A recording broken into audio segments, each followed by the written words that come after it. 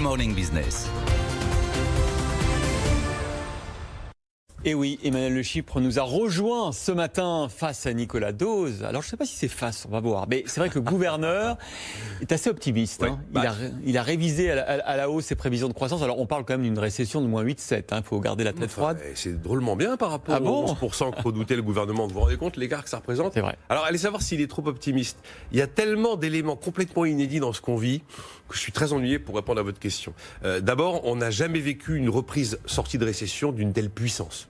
Donc, parce que ça reste une reprise hyper puissante. Hein. Effectivement, si on est au niveau de croissance prévu pour 2021 à plus 7,4%. C'est impressionnant aussi de se dire 2021, on sera plus 7%. Ça faisait longtemps qu'on attendait une croissance de 7%. Hein. Après, on n'a jamais vu non plus une sortie de crise aussi asymétrique. C'est complètement à géométrie variable. Il y a des secteurs qui cartonnent, qui ont retrouvé des niveaux quasi normaux, ceux qui sont à des niveaux très inférieurs à la normale, voire ceux qui peut-être pour des raisons systémiques, ne rebondiront absolument jamais. Enfin, on se demande si l'aérien va retrouver un jour les attachés-caisses et les costards cravates et les voyages d'affaires. C'est quand même pas du tout certain.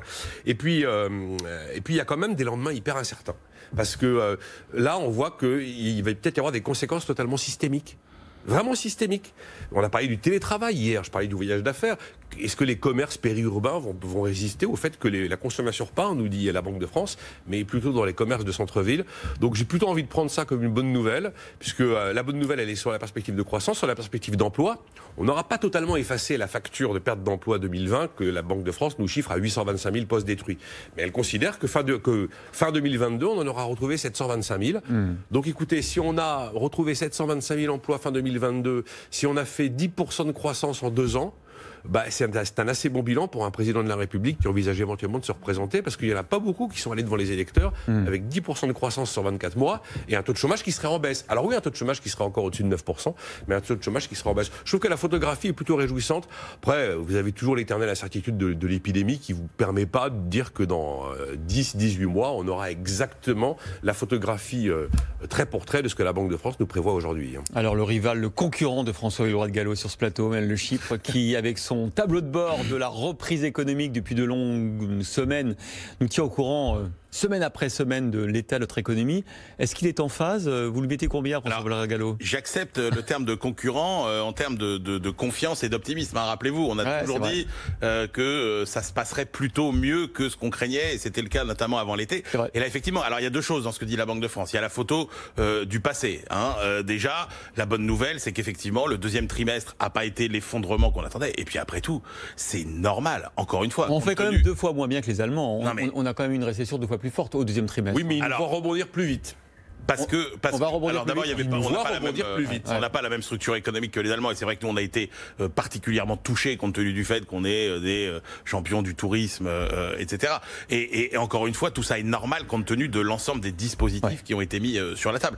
Après, il y a des degrés d'incertitude à des niveaux divers. Moi, je trouve que là où il n'y a pas tant que ça d'incertitude, c'est quand même sur les perspectives de croissance. En gros, vous avez un quart, et c'est ça qui est très différent, et c'est la grille de lecture qu'il faut adopter pour comprendre finalement le mécanisme de cette reprise. Vous avez la moitié des secteurs qui sont dans un schéma de fermeture totale de l'activité pendant le confinement, phase de rattrapage à partir du déconfinement, c'est-à-dire juin, une partie de cet été, et qui sont en train de revenir à la normale. Ça, c'est à peu près la moitié des secteurs. Vous avez un quart des secteurs qui ont profité de la crise, il faut le dire. Hein. Il y a des secteurs pour qui la crise a été une aubaine, et on pense à tous les secteurs technologiques, etc.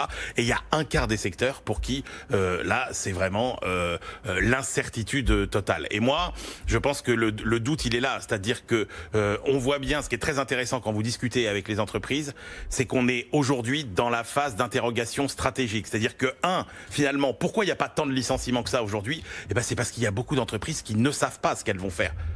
Comment on va s'adapter? C'est quoi notre stratégie demain? Ah oui, on avait lancé des projets d'acquisition, de rapprochement. Tout ça, c'est gelé pour le moment. Donc, vous n'êtes pas dans la phase où vous licenciez. Quand vous ne savez pas ce que vous allez faire et que vous avez eu beaucoup de mal à recruter, puisqu'on était avant le confinement, je vous rappelle, une entreprise sur 2 qui avait du mal à recruter. Donc, cette espèce de vague de faillites et de plans sociaux qu'on attendait pour l'automne, elle sera pas là. Les faillites, elles seront pas là parce que les entreprises vont pas si mal que ça sur le plan financièrement, et les plans sociaux, ils seront pas là. Un, parce que la situation financière est pas si mauvaise, et deux, parce que les perspectives stratégiques pour tous les secteurs qui sont dans le brouillard et pour qui le business n'est pas revenu comme avant, eh ben, ils ne savent pas encore ce qu'ils vont faire. Donc, à la limite, s'il y avait vraiment une crainte à avoir, si on veut avoir un scénario pessimiste aujourd'hui, de toute façon, on ne peut pas l'envisager avant le printemps 2021. Et ça, déjà, mécaniquement, c'est une bonne nouvelle pour les chiffres de croissance. Et puis, moi, je pense que dans la prévision de la Banque de France, le plus encourageant, c'est pas la perspective de croissance, c'est ce qui est dit sur l'emploi. Parce que ce qui compte, c'est pas que le chômage augmente brutalement. Ce qui compte, c'est qu'il baisse après très vite. Ce qui compte, c'est pas le niveau de chômage qu'on atteint, c'est combien de temps on reste au niveau de chômage élevé. Je vous rappelle qu'après la récession de 2009, on est resté 3 ans à des taux de chômage très élevés, entre 2012 et 2015. Là, c'est absolument pas le cas. On voit qu'on aura 800 000 créations d'emplois, je crois, sur 2021. 725 000 sur 2021-2022. Et donc ça, c'est plutôt une bonne nouvelle. Allez, on donne une bonne note au gouverneur. En plus, on sait qu'il nous écoute le matin. Alors, oui, parce que, attendez, en plus, quand le gouverneur de la Banque de France fait preuve d'un peu d'audace dans ses prévisions et qu'il est le plus optimiste du marché, je peux vous dire que c'est pas tous les jours qu'on peut voir ça. Donc ça se fait, on peut le féliciter. Et la vraie audace, c'est de dire que sur les 100 étages de la tour, on est au 95e et qu'on sera au 100e à la fin du mois de mars 2022 avant les autres pays de la zone euro. Ça, c'est audacieux. Et comme dit d'ailleurs Olivier Garnier, le chef économiste, on a remonté 27 étages en 6 mois. C'est assez joli. Olivier Garnier qui sera notre invité dans 20 minutes. On va poursuivre ce scan de l'économie française.